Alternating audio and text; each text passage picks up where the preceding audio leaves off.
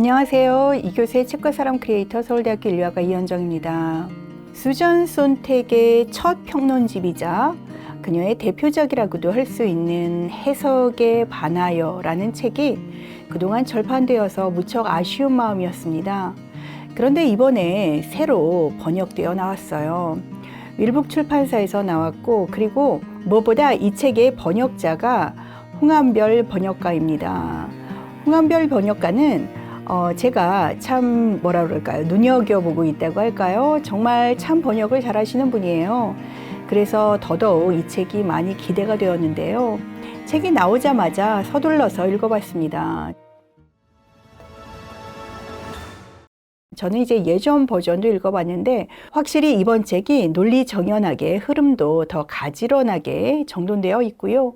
그리고 일반 사람들이 읽기에도 어떤 면에서는 훨씬 더 수월하게 접할 수 있게 그렇게 번역된 글이 아닌가 싶은 생각이 들어서 참 기분이 좋았습니다. 해석은 지식인이 예술에 가하는 복수다. 이러한 강렬한 문장을 가지고 1966년 겨우 33살의 한 젊은 여성이 뉴욕 지성계에 등장을 했습니다. 그동안에 많은 비평들이 내용에 대한 해석에 집착하고 있다라고 비평하는 그러한 글을 가지고 나타난 것인데요. 20세기 후반 뉴욕 지성계의 여왕 혹은 대중문화의 퍼스트레이디라고 불렸던 수전 손택의 신화는 바로 이 책에서 시작했다고 해도 과언이 아닌데요. 그녀는 이 책을 통해서 기존의 엄숙주의적인 비평 태도를 가차없이 해체하고 새로운 감수성에 대해서 논했습니다. 이 책이 출간된 1960년대 중반은요, 아주 독특한 문화가 자리 잡고 있었던 시기입니다. 1930년대, 40년대부터 활동해온 이른바 서구 좌파 지식인들의 어떤 엄숙주의 문화가 한편으로는 있었습니다. 거물급 비평가들은 문학을 어떠한 도덕적인 메시지나 교훈을 얻어야 되는 그러한 내용적인 산물로 여겼습니다. 특히 그들은 마르크스주의나 프로이트주의에 많은 영향을 받았는데요. 그러니까 마르크스주의라고 하면 그것이 어떠한 계급적인 투쟁의 산물이라든지 아니면 프로이트주의라면 그것이 어떤 거세 불안이라든지 아니면은 어떤 내면의 성적인 욕구의 발현이라든지 이러한 것을 중심으로 해석을 하게 된 것이죠. 이처럼 그들에게 예술은 분석되어야 할 대상이었습니다.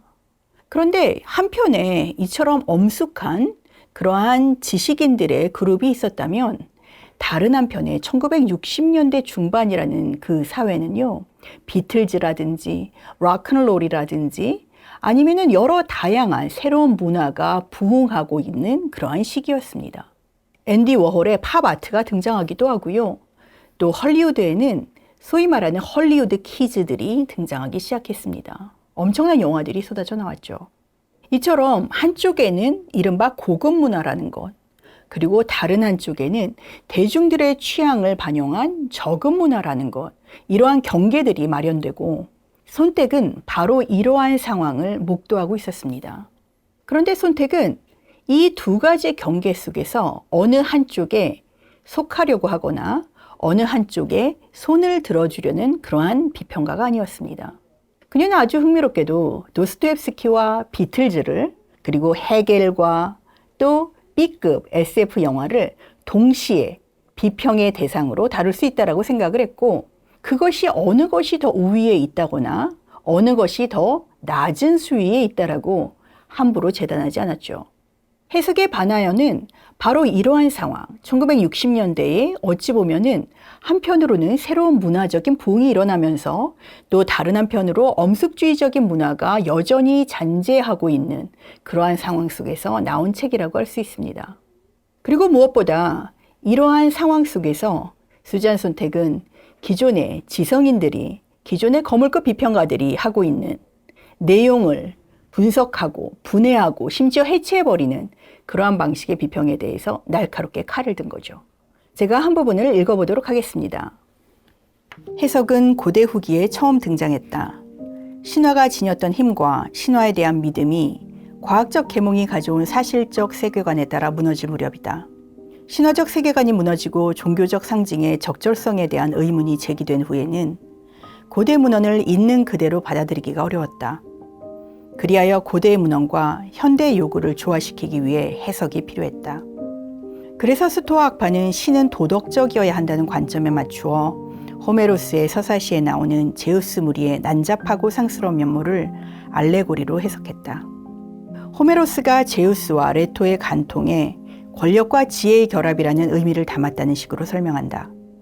이와 유사하게 알렉산드리아의 철학자 필로는 구약 성경에 기록된 역사적 서사를 문자 그대로의 의미가 아니라 영적인 틀에서 해석했다. 필로는 이집트에서 탈출하여 40년 동안 사막에서 방랑하다가 약속의 땅으로 들어가는 이야기는 사실 개인 영혼의 해방, 실현, 궁극적 구원의 알레고리라고 했다. 이렇듯 해석은 텍스트의 분명한 의미와 후대 독자의 요구 간 괴리를 전제로 한다. 해석은 그 괴리를 해소하고자 한다.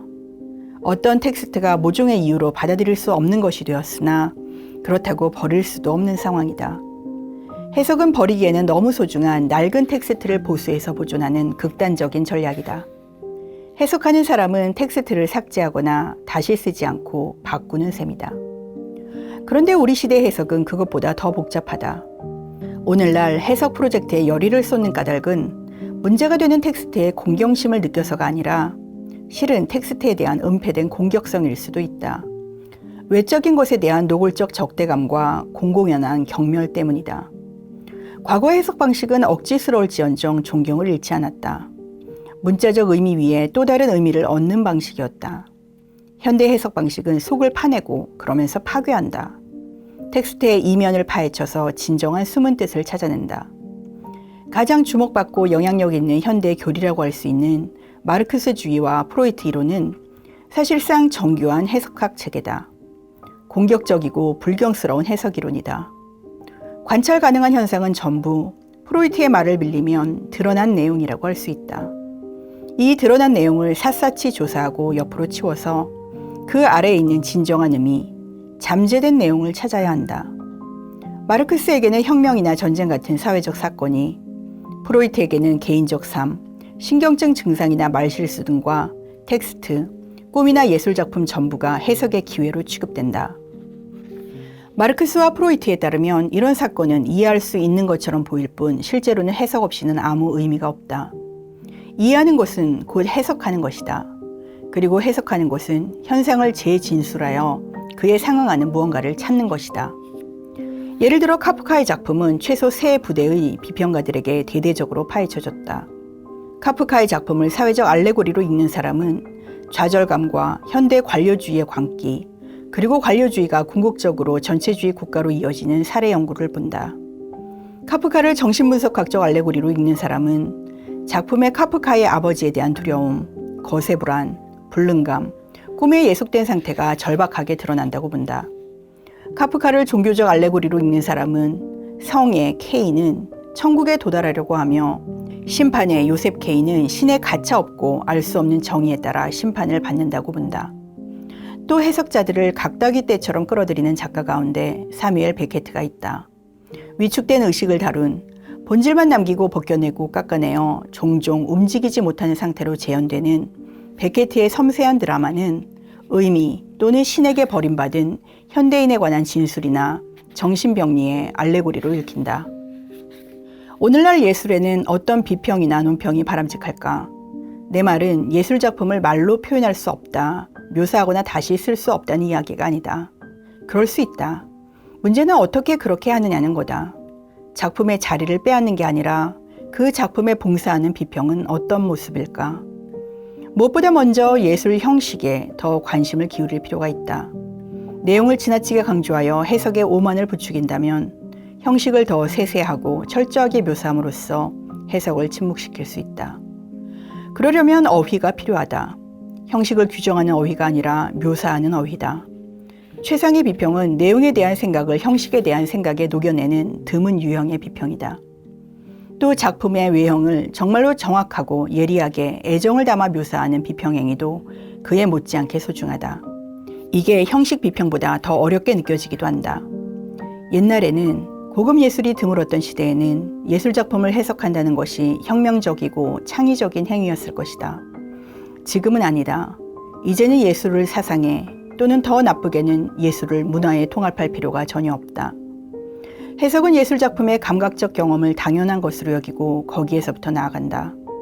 하지만 이제는 감각 경험을 당연히 여길 수가 없다.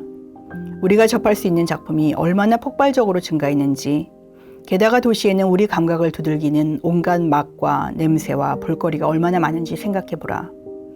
우리 문화는 과잉과 과잉 생산을 기반으로 한다. 그 결과로 우리 감각 경험의 선명도는 꾸준히 떨어진다. 현대 생활의 모든 조건, 물질적 풍요, 과밀이 합해져 우리의 감각 기관을 둔화한다. 따라서 이전 시대와 달라진 우리의 감각과 감각 능력에 비추어 비평가의 임무를 평가해야 한다. 지금 중요한 것은 감각을 회복하는 것이다. 더 많이 보고, 더 많이 듣고, 더 많이 느끼는 법을 배워야 한다. 우리가 할 일은 예술작품에서 내용을 최대한 찾아내는 게 아니며 실제로 있는 것 이상의 내용을 작품에서 짜내는 것은 더더군다나 아니다. 우리가 할 일은 내용에 대한 관심을 줄여 작품을 있는 그대로 보는 것이다. 예술 비평의 목적은 예술작품을 또한 그러면서 우리의 경험을 더욱 생생한 것으로 그 반대가 아니라 만드는 것이다. 비평의 기능은 그것이 어떻게 그런지를 또는 그것을 있는 그대로 보이는 것이지 그게 무엇을 뜻하는지를 보이는 것이 아니다. 우리에게는 해석학이 아닌 예술의 성애학이 필요하다. 네, 제가 읽은 것처럼 손택은 결국 중요한 것은 해석학이 아니라 우리가 직접 보고 듣고 느끼는 감각의 회복, 그것을 다시 말해서 예술의 성애학이라고 그렇게 이야기를 하고 있습니다. 그야말로 과잉 생산, 많은 것들이 우리의 감각을 어떻게 보면은 방해하고 흐트러뜨리고 있는 그러한 세계 속에서는 우리는 감각이라는 것, 우리가 진짜 어떻게 느끼고 보고 또 경험할 수 있는지 그 점에 대해서 비평가들이 관심을 기울여야 한다는 것. 그리고 내용을 분해하고 해체하는 것이 아니라 그 내용을 넘어서 형식에 관심을 기울이는 것에 대해서 말하고 있습니다. 이 책은 쉽지 않습니다. 이 책은 전체가 5부로 구성되어 있는데요. 각 부마다 문학가와 사상가들의 책들, 그리고 극본과 연극, 그리고 영화, 그리고 대중문화에 이르기까지 각 부에 따라서 여러 종류의 그러한 예술 형태들에 대한 비평문이 들어있는데요. 이 책은 쉽지가 않습니다. 특히 2부처럼 문학가와 사상가들의 책을 놓고 비평하는 장 같은 경우에는요. 이탈리아의 소설가인 체사레 파베세라든지 프랑스의 철학자 시몬 베유, 그리고 장폴 사르트르, 또 알베르 까미, 또 프랑스의 인류학자인 레비스트로스, 헝가리의 문예비평가 게오르그 루카치 등등 어찌 보면은 그 사람의 책을 이해하는 것만으로도 매우 난해하고 쉽지 않은 그러한 사람들의 작품을 비평하고 있습니다. 따라서 우리가 만약에 이 사람들의 작품을 읽은 적이 있거나 그 사람에게 특별히 관심이 있어서 내가 알고 있는 사람이라면 이 부분을 읽는데 훨씬 더 이해가 잘 되고 또 어떤 면에서는 공감을 느끼기도 하고 혹은 거꾸로 나는 수전 선택과는 조금 생각이 다른데 라고 생각하면서 대화하는 방식으로 읽을 수 있습니다. 그런데 이 사람들의 책이라든지 아니면 사상에 대해서 익숙하지 않은 경우에는 아마 대부분 그럴 수 있을 것 같은데요. 그런 경우에는 이것을 읽으면서 어떤 면에서 이것이 도대체 무슨 내용일까 조금 생각을 많이 해야 되는 그러한 어려움이 있습니다. 조금 난해하다라고 느낄 수도 있는데요. 하지만 그럼에도 불구하고 수전 선택의 문장에 대해서 우리는 참 경이롭다라고 느낄 수밖에 없는데요. 우리가 설령 그 비평의 대상이 되는 작품을 알지 못한다고 하더라도 그 문장들을 읽으면서 그 책이 이러한 내용이 들어있나 보구나 라고 짐작할 수도 있고요. 그리고 그 문장의 흐름 속에서 정말 논리정연하고 이성적인 그야말로 어찌 보면은 좀 건조하고 딱딱하지만 그 흐름이 하나도 흐트러짐 없이 전개되는 것을 보면서 약간 놀라운 생각마저 듭니다. 제가 여기서 한 가지 언급하고 싶은 점은 손택이 아까도 말했듯이 어떤 감각적인 해방이라든지 예술의 성애학을 본인은 말을 하고 있으면서도 본인의 글 자체는 아주 딱딱하고 건조하고 논리적이고 이성적인 그러한 방식을 쓰고 있다는 어찌 보면 좀 흥미로운 점입니다. 이것을 우리는 어떻게 이해를 해야 될까라고 생각을 하게 되는데요. 수전 선택은 당시에 그야말로 비평가라는 그 업무를 맡은 사람은 거의 대부분이 남성들이었고요. 또 이처럼 이성적이고 논리적인 언어를 쓰는 남성 비평가들의 언어로 비평 작업들이 이루어졌었던 그 시대 속에서 우리가 또 이해를 해봐야 될 것 같습니다. 수전 선택은 당시에 물론 여성 비평가들도 소수 있기는 했지만 여성 비평가들이 주로 관심을 가졌던 어떤 감성적인 그러한 접근이라든지 아니면 어떤 자기 고백조의 글 이러한 것들에 관심이 없었어요. 그보다는 당시의 남성 지식인들이 하고 있는 그야말로 이성적이고 논리적인 그것을 직접 그러한 언어를 본인 역시 차용해서 직접 맞대결하는 방식으로 글을 썼는데요. 여성이라고 해서 그 남성적인 언어를 사용할 수 없다는 것도 아니고 또 여성 중에는 분명히 일반적인 남성보다 훨씬 더 육체적인 힘이라든지 아니면은 지적인 능력이라든지 이런 것들을 더 가진 사람들이 많이 있을 수 있죠. 근데 이 당시에 대부분의 여성들은 그러한 어떤 지적인 그러한 장 속에서 활동하고 있지 않은 상황에서 남성들이 가지고 있었던 그 보편적 언어를 수전 선택은 조금도 밀리지 않고 그것을 사용해서 그들을 공격하는 방식으로 사용했다는 점입니다. 선택은 스스로도 여류 작가라는 호칭이 붙는 것에 대해서 반대를 했고요. 그녀는 당시에 여성 작가들에게 기대됐던 감성에 호소하는 방식을 취하는 대신에 오히려 방대한 인문학적 지식과 그리고 칼날같이 날카로운 논리적 언어를 통해서 당대의 남성 지성계에게 어떤 공격을 퍼붓는 그러한 전사 같은 사람이었습니다. 그렇기에 어떤 면에서 저는 수전 선택에게 존경스러운 마음이 들면서도 또 다른 한편 안쓰러운 마음도 가질 수밖에 없었는데요. 수전 선택은 여러분들이 그녀의 삶에 대해서 살펴보시면 알 수 있겠지만 17살에 매우 어린 나이에 결혼을 했고 그리고 이후에 이혼을 해서 혼자 아들을 키우는 싱글맘이기도 했습니다. 그녀의 지성은 정말 여성 남성 할 것 없이 탁월한 수준에 이르렀는데요. 아까도 말씀드렸지만 해석에 반하여의 비평의 대상이 된 작품들은 매우 난해하기도 하고 또 철학적으로도 깊이가 있는 그런 작품들이 많이 들어 있습니다. 그런데 그녀는 30대 초반에 이미 그러한 책들을 다 읽을 뿐 아니라 그것에 대해서 비평을 아주 논리적인 언어로 해내는 능력을 갖춘 여성이었습니다.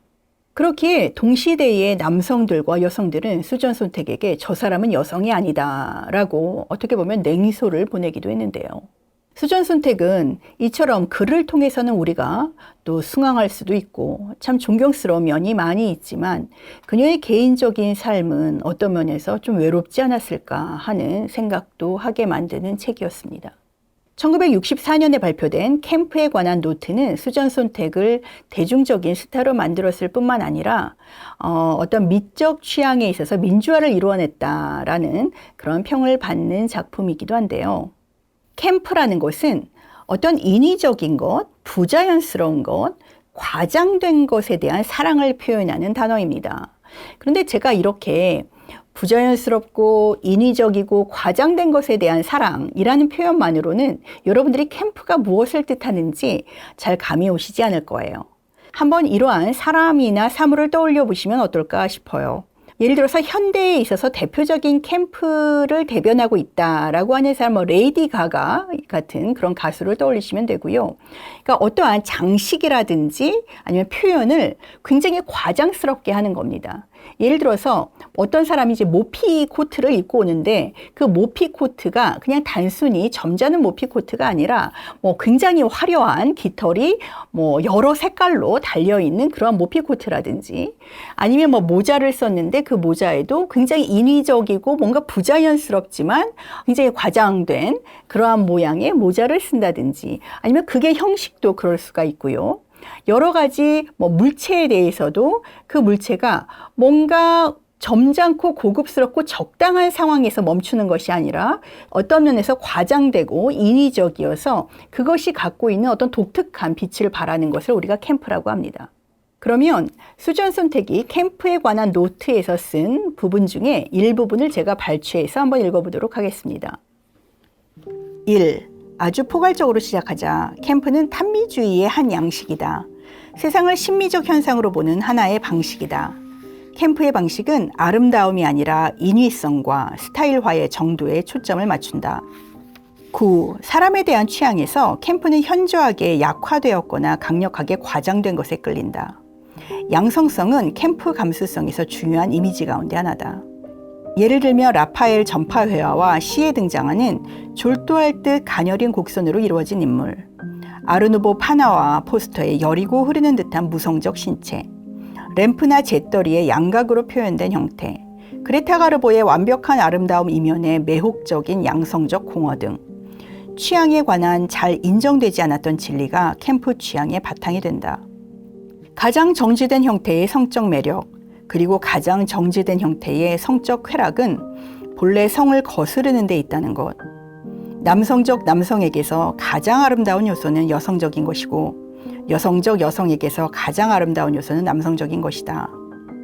캠프의 양성성과 밀접하게 연결된 것으로 얼핏 이것과 반대인 듯 보이지만 사실 그렇지 않은 것이 있다.